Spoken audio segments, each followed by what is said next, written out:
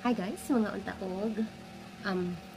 Binignit gikan ka Ate Arlene. Sa mama ni Carla, binignit o biko. Oh, gather. Lalo ko tayo nag-prepare sa biko. Oh, nang itaog lang ito biko. Lamig kayo. Bepepe. Tingnan nato ang biko. Lami ang biko pag na dukot good.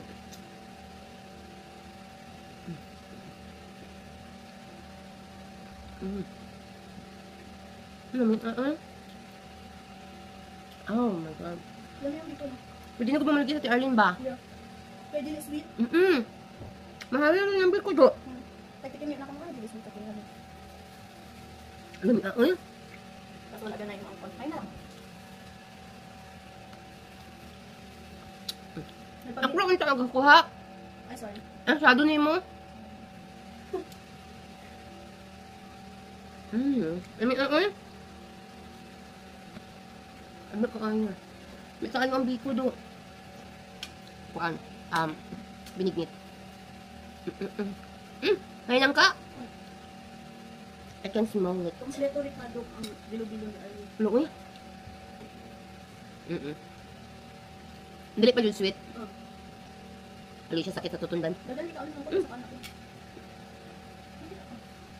Hindi ko.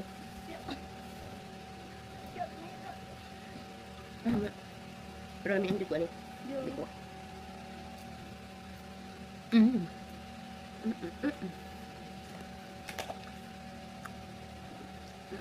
Remember, dili ganan yung angkol sa saba. May kaon yung saba. Saba is banana, di ba? Yeah. Saba. Oh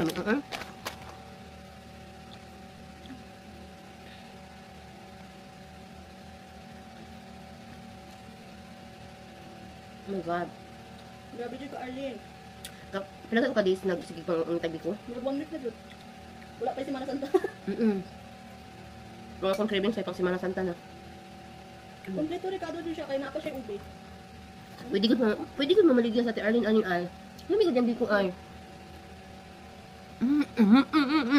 Na. Ganyan pa rin ako kaya talagang pakuka. Dara sa. May kulang ako. Hindi na ko na. Ate Arlene, thank you kaayo.